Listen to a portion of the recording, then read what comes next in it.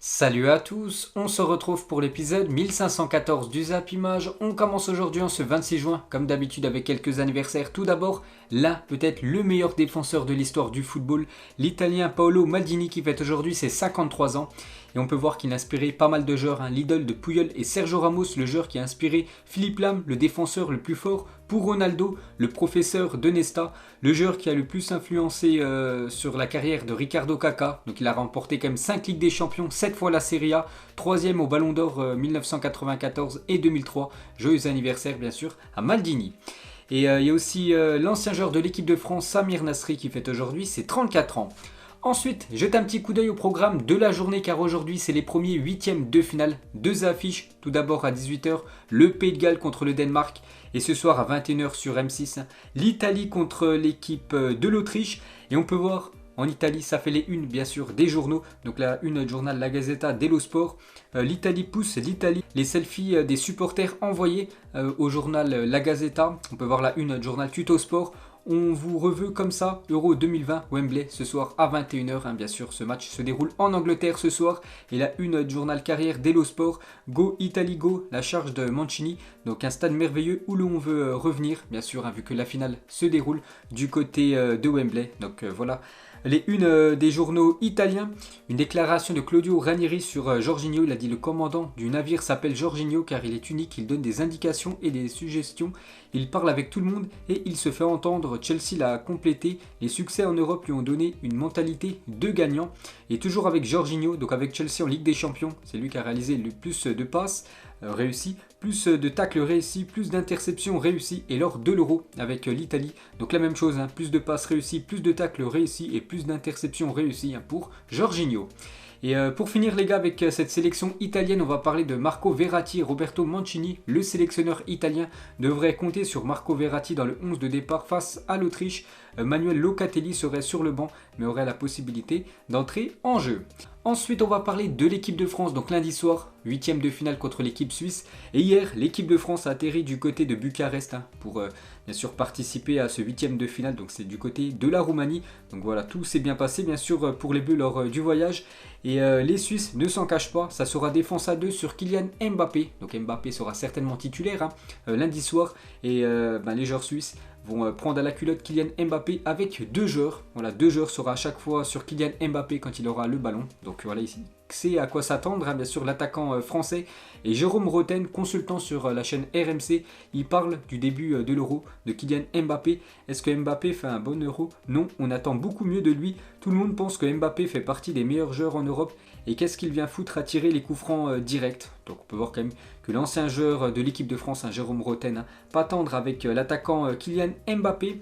Toujours avec l'équipe de France, on va parler de 5 joueurs de l'équipe de France sous le coup d'une suspension après Benjamin Pavard averti face à la Hongrie. Antoine Griezmann, Hugo Lloris, Lucas Hernandez et Presnel Kimpembe sont à leur tour sous le coup d'une suspension. Donc s'ils prennent un carton jaune contre la Suisse, donc si l'équipe de France bien sûr se qualifie, donc il pourrait être suspendu pour le quart de finale. Ensuite, une déclaration d'Arsène Wenger sur Karim Benzema. On sent que c'est une libération pour lui. On sentait quand même qu'il traînait ça. Je songe à ses occasions contre la Hongrie. On a vu contre le Portugal la première occasion qu'il a eue après le penalty. Il l'a mise au fond. Donc bien sûr, pour Arsène Wenger, Karim Benzema maintenant a le plein de confiance avec ses deux premiers buts avec l'équipe de France. Et maintenant, voilà, il ne va plus douter devant le but.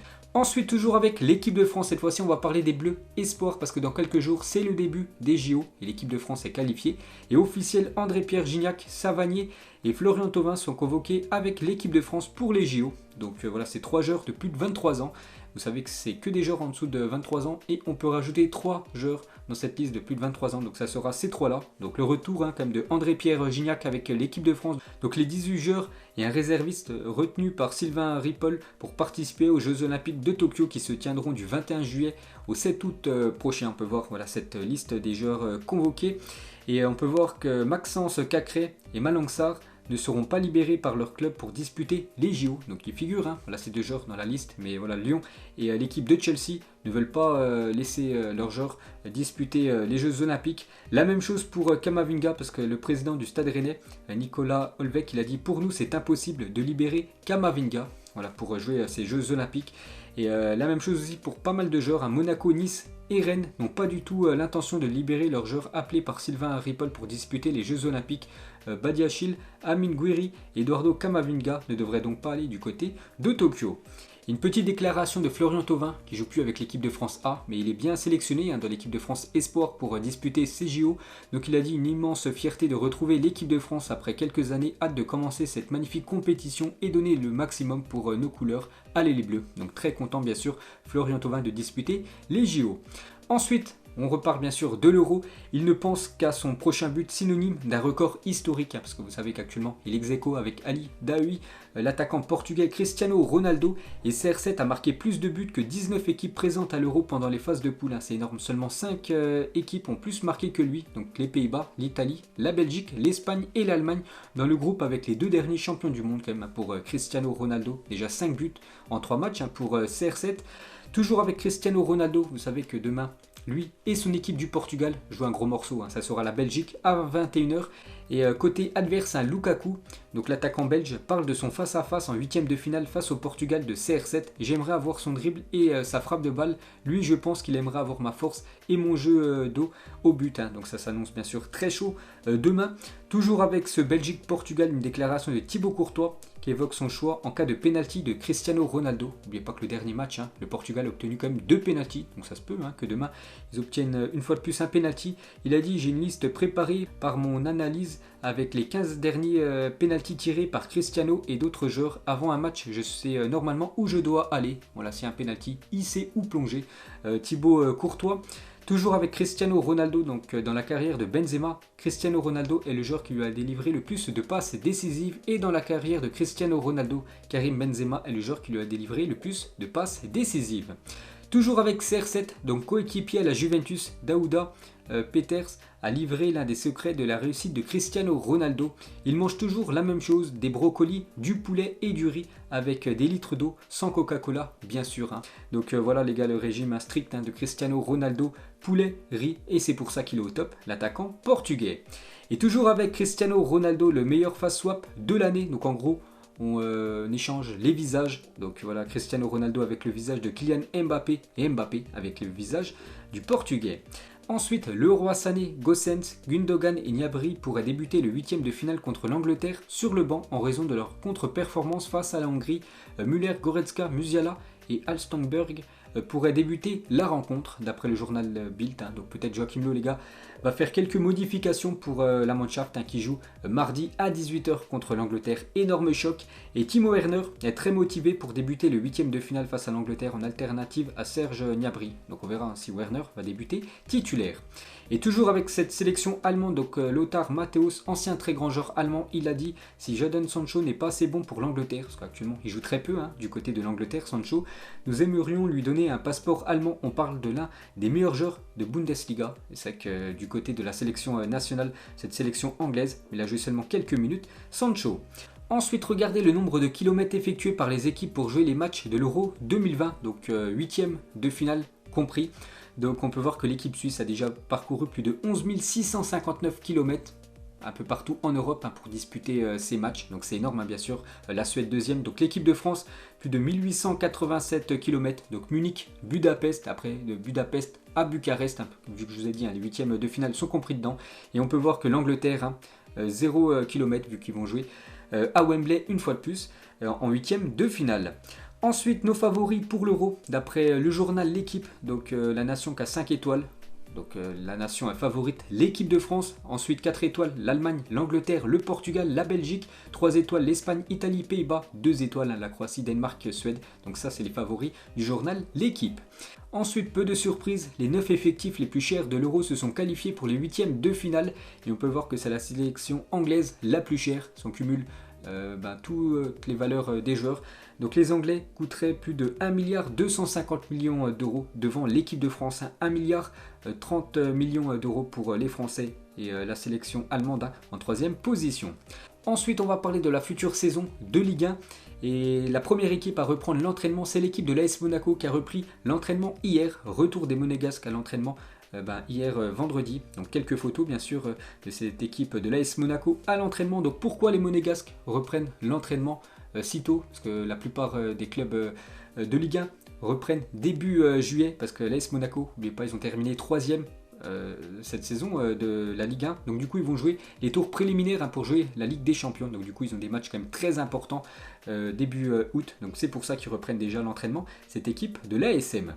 Ensuite, toujours avec ce championnat français, donc officiel, le derby entre Saint-Etienne et Lyon aura lieu le 3 octobre 2021, en espérant le retour des stades pleins d'ici là.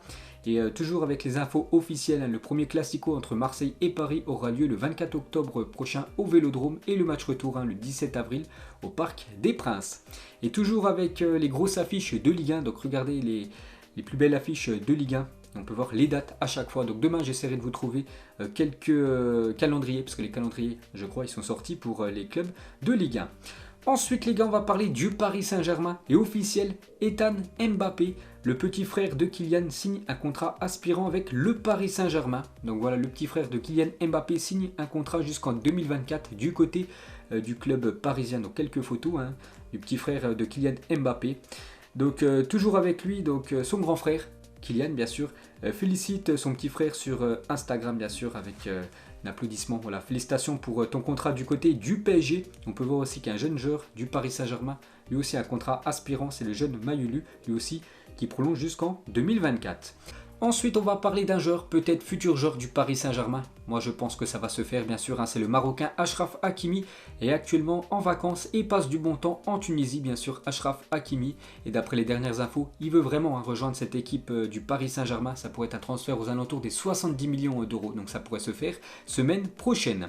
Ensuite, on va parler d'un autre transfert, et celui-là, je pense, il sera dans le top 3 des plus gros transferts cet été, s'il venait à se faire, et c'est très très chaud. C'est Manchester City qui va s'offrir Jack Grealish contre 116 millions d'euros, donc c'est énorme, plus de 100 millions d'euros pour le joueur de Aston Villa. Il s'agira du plus gros transfert de l'histoire de la Première Ligue, et c'est quasiment fait, ça pourrait se faire dans quelques jours, voilà, la semaine prochaine. Jack Grealish du côté de Manchester City, et aussi bien sûr toujours Harry Kane, ciblé par cette équipe de City. Donc bien sûr, si ces deux joueurs arrivent du côté de City, donc il faut vendre côté Citizen, et d'après ESPN, Raheem Sterling pourrait quitter les Sky Blues durant ce mercato estival. L'international anglais est encore sous contrat avec les Citizens jusqu'en juin 2023 et plusieurs clubs sont intéressés par son profil, à commencer par le FC Barcelone. Ensuite, quand monsieur Usain Bolt, alias l'homme le plus rapide du monde, s'est entraîné avec le Borussia Dortmund grâce à son sponsor Puma, vu que Puma sponsorise aussi l'équipe de Dortmund. Donc du coup, vu que lui c'est un grand fan de football, il a toujours voulu devenir footballeur professionnel. Il n'avait pas les capacités pour être footballeur, il avait surtout la capacité de courir très vite, bien sûr Usain Bolt, donc il avait fait quelques entraînements du côté du Borussia Dortmund. Ensuite, on va parler d'une autre personne, lui aussi court très vite, c'est le défenseur canadien Alphonso Davies. Après Barça Bayern, il a dit: Léo Messi a fait faute sur moi, puis il m'a aidé à me relever. Cette image restera avec moi pour toujours. Je vais encadrer cette photo, et il l'a vraiment fait. Alphonso Davies, parce qu'on peut voir une photo de chez lui et la photo sur le mur tout au fond. Donc c'est tout simplement cette photo, Lionel Messi en train de relever Alphonso Davies lors du match de Ligue des Champions, après cette humiliation quand même 8-2 prise par le FC Barcelone. Ensuite, quelques photos les gars de joueurs qui ont joué dans ces équipes quand ils étaient plus jeunes. Par exemple, Kalidou Koulibaly, avant de jouer pour la sélection sénégalaise, donc dans les catégories jeunes, il jouait avec l'équipe de France. La même chose pour Hakim Ziyech, lui jouait du côté de la sélection néerlandaise. Maintenant, il joue bien sûr du côté du Maroc.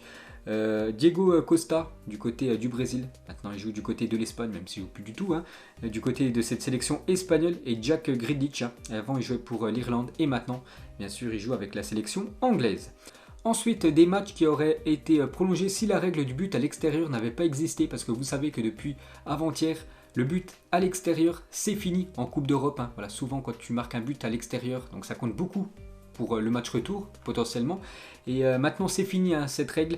Donc par exemple, je sais pas, ce Chelsea FC Barcelone, ce Manchester City Tottenham, ce Ajax Tottenham, ou plus récemment ce Paris Saint-Germain Manchester United, où le Paris Saint-Germain avait pris un but à la 94e minute par Marcus Rashford. Donc tous ces matchs, avec maintenant la nouvelle règle, donc tous ces matchs iraient maintenant en prolongation.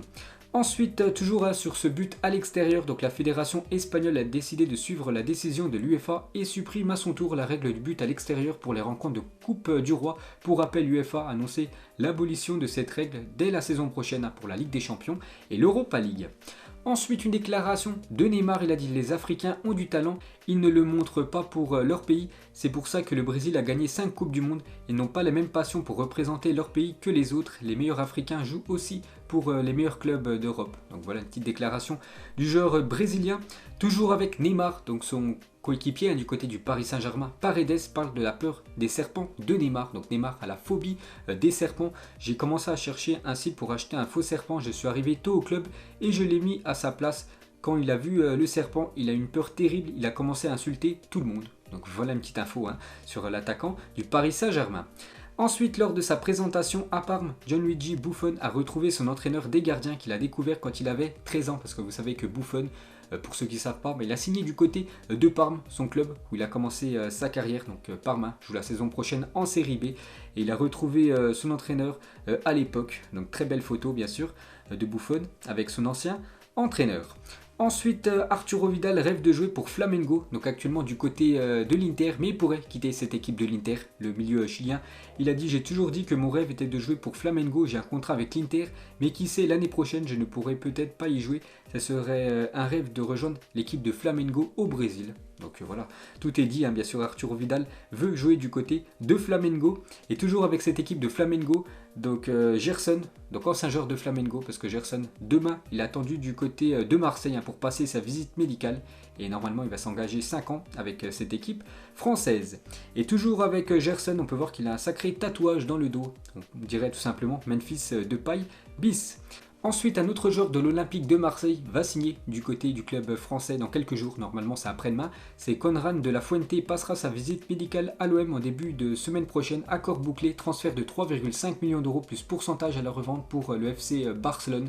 Donc c'est lundi qu'il passera sa visite médicale, ce joueur américain qui évoluait du côté de l'équipe B du FC Barcelone. Donc il devrait devenir un nouveau joueur de l'Olympique de Marseille lundi. Ensuite, la Première Ligue va financer l'installation de milliers de défibrillateurs automatiques externes pour les installations sportives de clubs locaux en Angleterre. C'est un appareil de ce type qui a permis à Christian Eriksen d'être ramené à la vie pendant l'Euro. Donc très beau geste de la Ligue anglaise, donc la Première Ligue, de financer tous ces défibrillateurs, parce que bien sûr ça peut sauver des vies.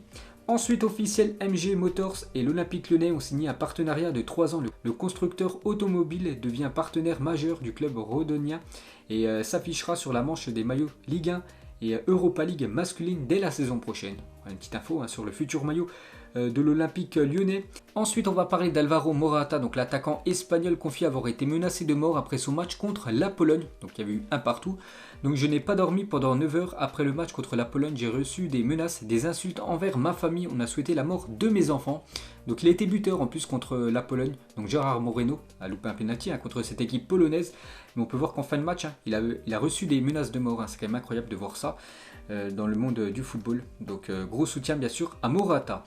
Ensuite, une petite photo des joueurs argentins Paredes, Gomez et bien sûr Lionel Messi en train de se préparer pour leur futur match de Copa América. Et toujours avec Léo Messi, contact intense entre l'entourage de Messi et le club pendant la journée d'aujourd'hui et se poursuivront pendant ce week-end. Des détails restent à peaufiner, mais ils deviennent de moins en moins importants. L'intention du club est de le renouveler avant le 30 juin, donc on est le 26 juin, donc normalement avant le 30 juin, Lionel Messi devrait prolonger officiellement son contrat du côté du FC Barcelone. Et pour finir ce zap image, quelques stats sur l'Euro avant les matchs ce soir. Les premiers huitièmes de finale, on peut voir que c'est Toni Kroos qui mène la table des passes. Donc en gros, c'est lui le meilleur joueur qui fait le plus de passes, on va dire, depuis ses débuts de l'Euro. Plus de 288 passes pour Toni Kroos, 3 Espagnols dans le top 6. Bon, après, c'est plutôt logique, vu que l'Espagne a beaucoup de possession de balles. On peut voir les meilleurs buteurs, bien sûr, CR7, les joueurs qui ont réalisé le plus de passes D, donc Holzberg. On peut voir aussi le classement des joueurs les plus rapides, et c'est l'Italien Spinazzola. Pourtant, Kylian Mbappé a flashé à plus de 37 km/h. Mais voilà, il ne figure pas dans ce classement, c'est quand même incroyable. Donc c'est l'Italien. En première position, on peut voir, je ne sais pas, ceux qui ont couru le plus de kilomètres depuis ce début de l'Euro, c'est le Russe Golovin. On peut voir plein de stats, les gars, détaillés bien sûr. On peut voir aussi quelques stats sur les nations, donc l'équipe qui a le plus marqué, l'équipe qui a le plus de possession, bien sûr, c'est l'équipe espagnole.